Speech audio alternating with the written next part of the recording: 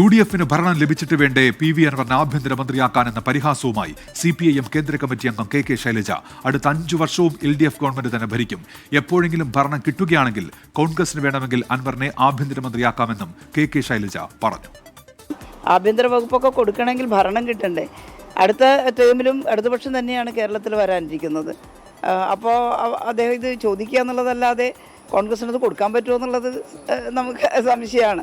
ഇനി കൊടുക്കാൻ പറ്റുമെങ്കിൽ എപ്പോഴെങ്കിലും കോൺഗ്രസ് വരുന്നുണ്ടോ എനിക്കല്ല. അടുത്ത തവണ എന്തായാലും ഇടതുപക്ഷ ജനാധിപത്യ മുന്നണിയാണ് വരിക.